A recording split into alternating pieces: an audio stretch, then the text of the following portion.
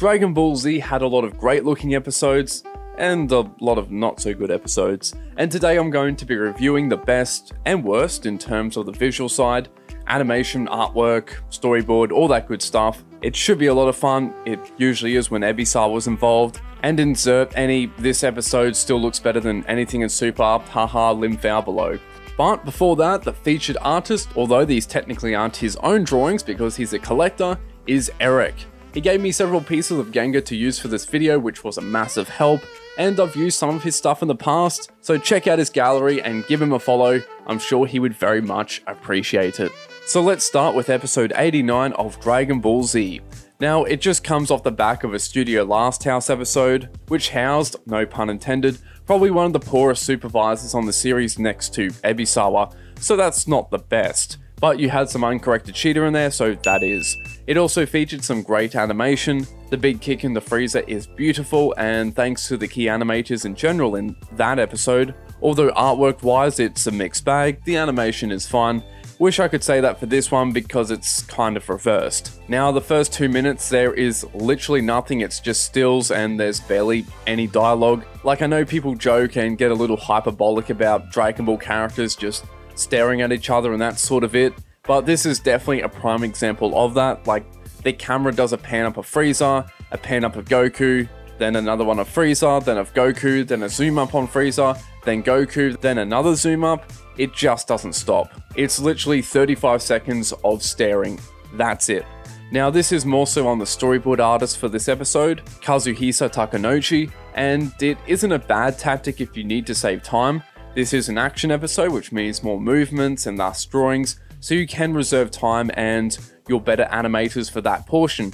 However, that completely falls through as well, but at least there was some nice artwork in this first part. Thankfully, Ebisawa's corrections are largely non-existent, and so you get shots like this one which are really close to the manga, like with the ear shape, the mouth, the shape of the nose, the curvature to the jaw, the really strong curves and straights with the hair. It's great work, and honestly I think in general that both Tomoya Ida and Toshiyuki Kano, who handled this first portion, are very underrated when it comes to replicating the manga in the work. Now the consistency of that might not be as high as others in Studio Junyo, but they could definitely do it. Now in saying all that, after the first bit of major movement in a sense, there's another 2 minutes of partially dialogue and dramatic camera pans.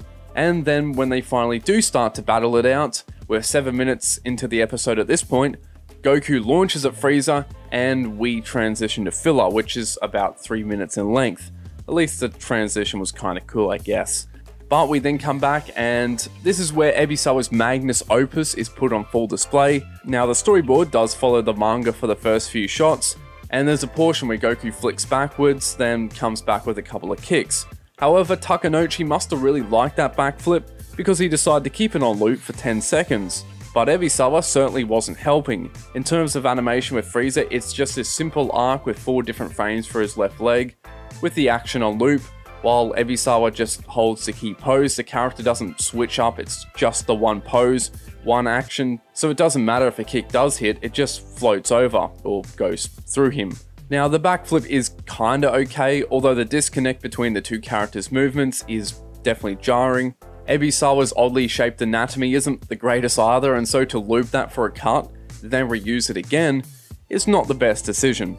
Now the next cut at least is a little better because Frieza's body is actually moving, and even though the actions are again repeated, the shot does provide more clarity to them. Anyway, after Goku's final backflip, the punch Goku launches into Frieza is nice. There's some anticipation and the timing and spacing for the release is good, but we then flick over to Kano. However, his animation is a mixed bag and it's the exact same formula. Instead of Goku dodging kicks, Frieza now dodges them, that's it. With the first cut, the movements feel incredibly sluggish, mostly due to the spacing, even in comparison to Ebisawa's, and the action is again incredibly linear. Now the next cut looks great, there's very wide spacing and a variety of different poses, so it creates this illusion of rapid movement even despite the animation being limited. The artwork also looks solid, so although simple, it's effective. But in the next cut, like before, it's the same repeated action of Frieza just dodging kicks. What's worse is that Goku's torso doesn't move nor anything else, so it gives this kind of puppet-like effect where just an individual body part moves. Then in the next couple of cuts, it's still the same action, at least they didn't reuse the cut from before, and once again you've got that robotic movement, although Goku's arms and legs are moving now, so that's a slight improvement. Then finally there's a different move and Frieza slaps Goku with his tail, and it looks okay, there's not really much animation, a lot of stills, some nice facial expressions though as he gets slapped around. Now after Goku's flick back, the timing as he bounces up off his hands was actually really smooth, probably the most bit of noteworthy animation out of this episode next to one of Kano's prior cuts. Now coming back after the ad break, Ebisawa steps back into the ring with probably one of the poorest shots of Goku in this episode, and as Goku comes down there seems to be a mistake with the photography, because of course each cell is photographed, where the camera continues to pan down several frames even after he's touched the ground, so you have this kind of floaty effect. And Ebisawa holding the same pose the full way down does look quite rigid and doesn't help. Anyway, you get the classic dirt and speed lines that you often see to illustrate high speed fights, probably the best way to mask Ebisawa's work, as we get more of what we've seen already, rigid movements without any anticipation and linear arcs, and unlike Kano's, you don't have great drawings, so it's a double negative. At the very least, it's a little better than Ebisawa's earlier stuff since you have a variety of motions. It's not backflips for 10 seconds, so I'll give old Ebisawa that. Moving on, there's some more odd mistakes with the photography department, although it could be Ebisawa's fault considering he could have just asked for a pan here. But yeah, it's really odd. So you have Frieza who's tripped Goku with his tail, but then in the next cut, Goku's magically up in the air. It doesn't show any anticipation leading into it, he's just there, but Frieza was meant to be standing still with his leg in the air and is on the ground. Like the pose is the exact same as the prior cut, he hasn't changed anything, yet the camera's panning up like they're floating in the air, and I think it's perhaps a sign of how rushed this episode was for every department. But Kano is then up, and although it's not noteworthy, it's somewhat better than his work in the first half of the episode, but it's pretty short-lived because Ebisawa steps back. Again, nothing really to point out in the following cuts, although the head rotation as Frieza is being flung around was well done. Anyway, there's then about 4 minutes and a half of filler with Bulma and Ginyu. Nothing really there either, but again, there's another one of those odd inconsistencies when Bulma rides over this pond. Like, going into it you have a dust cloud, but then there isn't any change in the type when she reaches the water. And even how the bike doesn't react to the surface shown in the background art, which shows a dip, yet her bike just floats over. Again, it's kind of small, but it does show the signs of a rather rushed episode. And forgive me for nitpicking even more, but it kind of was a waste putting Kano on this scene, because Ebisawa handles more action, which is never usually a good thing in general. And yeah, it's still pretty rough, and is literally the same level of quality that we've already seen. But Tomio Ida steps in, or Ida, probably been saying that wrong.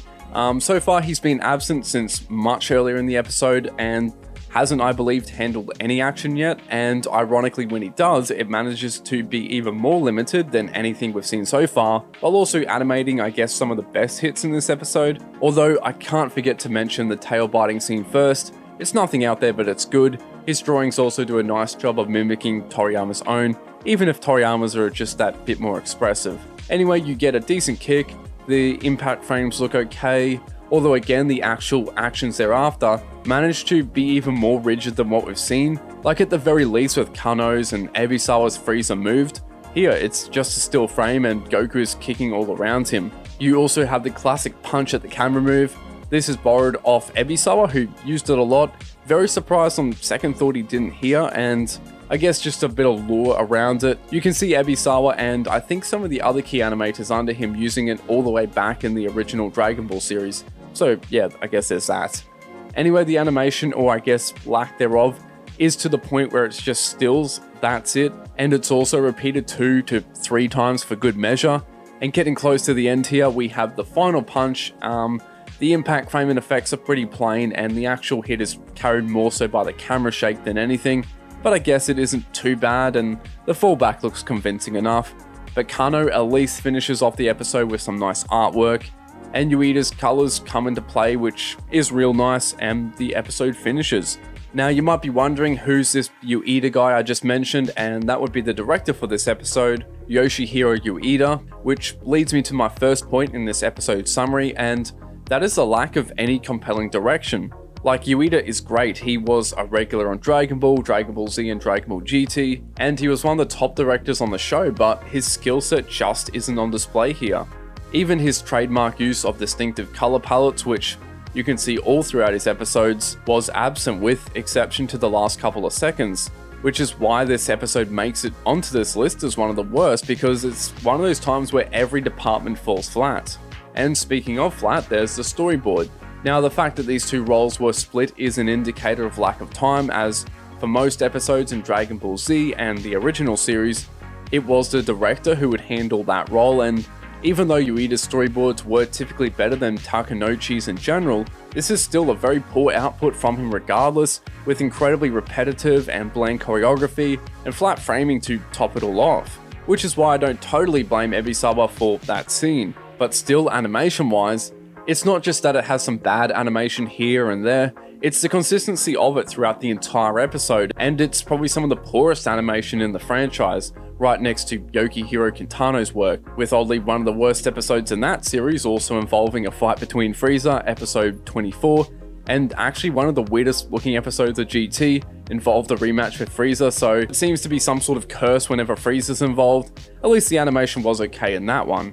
But moving on now to episode 279, and this is very much an episode where everything does come together. The storyboard, the direction, artwork, animation, it's all at its best here. And I think it should be of no surprise that it's a Studio Cockpit episode, although there are surprisingly a couple of guest animators from Studio Carpenter. Now, the key animation list is packed for this episode, with up to 14 key animators credited. For comparison, the episode prior had 2, and the one after this, 280, had 6, as well as the same number for 281. There's also several animators on this list that had only worked on one episode prior, and there are a couple where this is their only episode on the franchise, so identifying who did what isn't that easy, especially with a supervisor like Keisuke Masunaga who corrects everything, layouts, key animation, and is also very heavy with them. And while we're on credits, I definitely need to mention the director and storyboarder, Shigeyasu Yamauchi. Now, the action doesn't start until around the 9-minute mark, but this time the wait is more than worth it, and there's more to the plot than staring, so that's good. Although I do remember back when I first saw this one, or maybe it was during my rewatch the next year, I felt like this portion was a little dragged out, and I was like, how long is Boo going to keep beating his chest? But this time, my 5th viewing, it kind of breezed by, so I guess no complaints. And there's even less reason to, because you have Masunaga's artwork, filled with great expressions, which is all over this section, so yeah, that's a plus. Anyway, starting off, you have a nice knee, then kick. There's also one of Masunaga's classic poses. You can see this hand pose all over his work. I'm unsure who the animator is, although I have no doubt Masunaga probably redrew a lot of the poses. Anyway, Masake Awane steps up, and naturally it's great. The impact to hits are felt, but not just in the blows themselves, but the reaction to it by Boo. Like here, how he staggers after the big kick to the head, with some really nice loose movements and dynamic poses. His smears also look great. There's a bit more dialogue after, but it's pretty short, so it's fine. But after the break, the fight immediately continues on with what's presumed to be Masayuki Sato's work, and outside of more great smears and poses, the blend between Yamauchi's colours and Cockpit's effects comes into play, with these really great shapes and timing to them. Then with this smooth transition to red as these two dart across the landscape. It's incredibly attention grabbing and effective. But Yamauchi decides to bring out an even cooler one with Goku breaking out of the flames, and the execution by again presumably Sato is great. Really good timing and effects work. But after a plethora of more speed lines and smears all over the place, which I definitely love, and more heavy corrections by Masunaga, you have most likely Chiatsu Akihira step up going off the handwriting for the Gengar, although it is rather short, so I wonder if he handled all the kicks into Goku as well. Anyway, you then have what seems to be a Studio Carpenter animator, going off the style of shading. The shapes are more simpler and on model in contrast to the supervisor Masunaga's. I guess clean is also one way to describe it. And there's also another shot with fairly bold line work, which was a trait you could see with Yuji Hakamada's corrections, who was the supervisor for Carpenter episodes. So my guess is that this is his work perhaps. This could also explain why some of the art here isn't as heavily corrected by Masunaga compared to pretty much everyone else. considering he is another supervisor from a different studio, so it's possible, although I have no idea who handles the rest of the scene. But not too soon after, Awane pops up again for a short bit, and it's of course nice. Although I'm unsure who takes over after, but it's some of my favourite effects work in Z. The shape design is dynamic, and the timing and spacing gives a rapid flickering effect. The pink hues are also incredibly striking, with the storyboard additionally giving an excellent sense of scale. And I can't forget the cut leading into it, it always caught my eye. Again, the camera angle is nice, but I love the shape for his pants and the general silhouette, and the pink hues are the icing on top. But again, we have an unknown animator, but I must say the emphasis behind movements is excellent. An example is as Boo chucks Goku, where there's several levels of anticipation with him first jumping into it, then the second bit as he draws his body right back. It's very energetic and forceful. Also in general, a lot of scenes involving a character being flung around can be perhaps a little rigid at times in their execution. It is a little complex to pull off, but here it's very well done. There's great follow through, the timing's on point, and there's some nice arcs. Anyway, moving forward, there isn't anything too noteworthy to point out, but for those of you interested in who does what, another one of Carpenter's animators, Takayuki Minaka, handles the scene as Boo creates that massive energy ball. But to the final bit of great animation, you have Shinichiro Fukushima animating some nice background animation as the camera zooms out from the two characters. The composition as well provides again a great sense of scale, very dramatic. Also, Yamauchi's idea to fade the sky out to red a little earlier and the dimensional shifts, I think they were, really sells not only the power of these two characters but also the mood in general as the fight begins to ramp up further and Goku begins to get serious. But with that though brings us to the end. Now in summary, what's great is that entire fight was filler and is a good example of the creativity that can be put on display when staff aren't restricted by having to stick to any source material. But unfortunately this is Studio Cockpit's last episode on the franchise, but it was a great way to finish off. Although it isn't technically Masanaga's last contribution, that would actually be episode 289, and there were a couple of Cockpit animators who joined him on that one as well. But yeah, there's honestly not much left to say about it. It's quite animated, there's a lot of action, the choreography is quite interesting, and the animators just nailed the storyboard. Again, it's one of those episodes where everything just comes together, and everyone is performing at their best. And Masanaga, thanks to his insane speed, allows for quality art the full way through, and yeah, the same goes for the quality of animation, as supervisors can make corrections to timing and change the entire pose if they really want to, and he definitely did. And I guess a final tidbit regarding Studio Cockpit is that you have to draw 1,000 drawings a month to be a key animator, which explains how Masanaga learnt to be so fast, but also Masake Awane, who is also known for soloing episodes in Pokemon, and in general is known for being an absolute powerhouse as well. But yeah, with that brings us to the end of a review on Dragon Ball Z's worst, and also its best episode. So thank you everyone for watching. Actually had a lot of fun with this one. Don't know why, I guess just getting to talk about a different studio, of course Live Not Cockpit, I've mentioned them a fair bit before, was a fun change.